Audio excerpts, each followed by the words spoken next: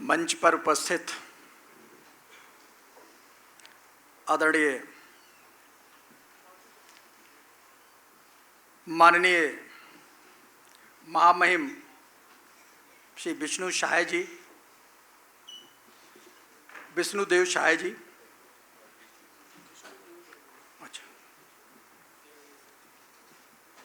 विष्णुदेव बर्मन जी,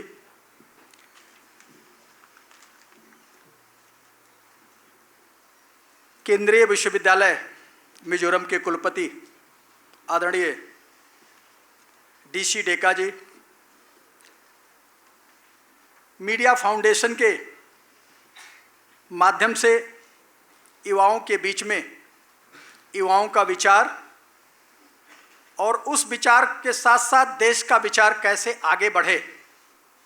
इसको ऑर्गेनाइज करने वाले और देश के समस्त युवाओं को जोड़ने वाले आदरणीय आशुतोष जी, श्री पुनीत कर्णावत जी, उप महापौर जयपुर नगर निगम, श्री राजेश गोयल जी, और साथ ही साथ हमारे मित्र ईटीपी जर्नलिस्ट, इन समस्त का मैं हार्दिक स्वागत और अभिनंदन करते हुए देश के युवा तरुणाई के सामने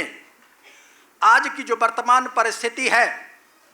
जिसमें माननीय प्रधानमंत्री जी ने देश के युवाओं के सामने 2047 में यह भारत कैसा होना चाहिए और उस भारत को बनाने में देश के युवाओं का योगदान कैसे होना चाहिए और उस योगदान में इस युवा की पूर्णाहुति किस रूप में होगी, ऐसे विचारों पर हमने पिछले दिनों से चर्चा किया। मैं इस सभागार में लगभग 23-24 लगे हुए पोस्टर को अपना ध्यान केंद्रित करना चाह रहा हूं। आखिर ये पोस्टर हमने इस सभागार में क्यों लगा रखा है?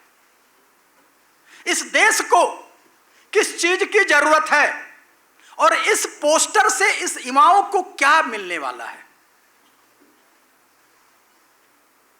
एक तरफ जब हम देखते हैं कि इस देश के विकास के लिए एक ऐसे उत्कृष्ट वैज्ञानिक की जरूरत है जो अभाव में जीवन जिया लेकिन मिसाइल मैन के रूप में इस देश को कुछ दे के गया।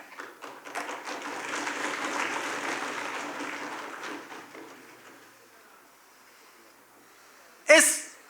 देश को युवाओं के जोड़ने के लिए कैसा काम होना चाहिए,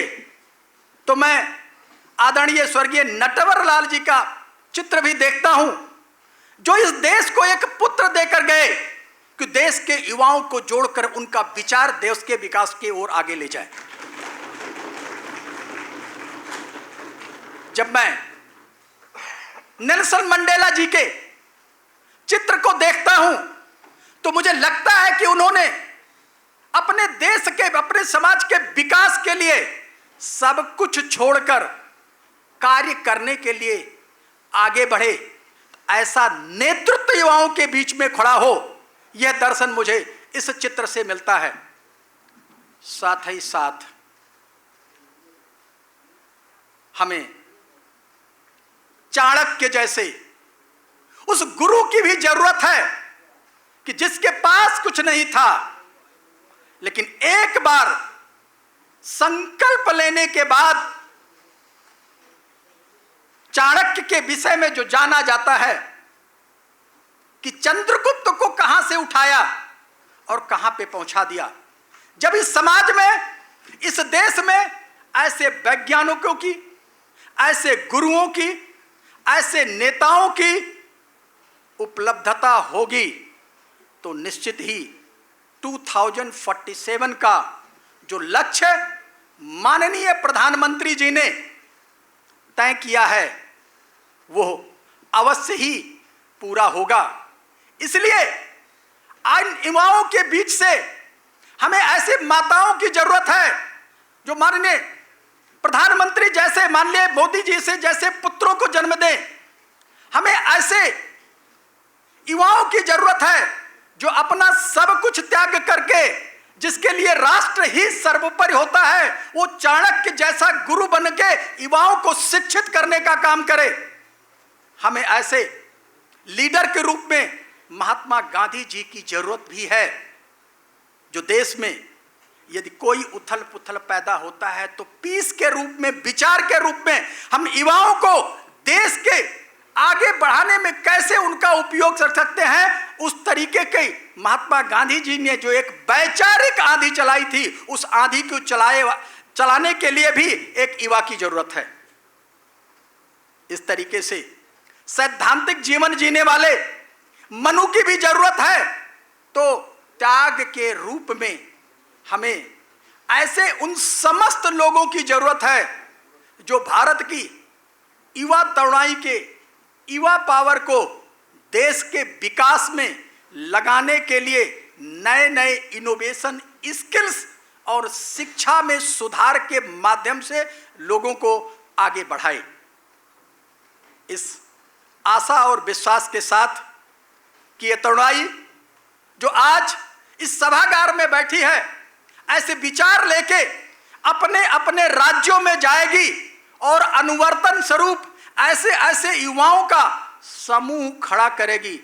जो 2047 के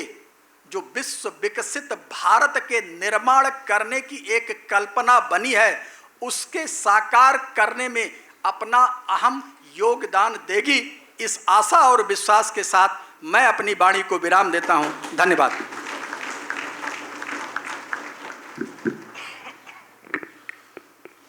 बहुत बहुत धन्यवाद आदरणीय शुक्ला सर। अब वो घड़ी जिसका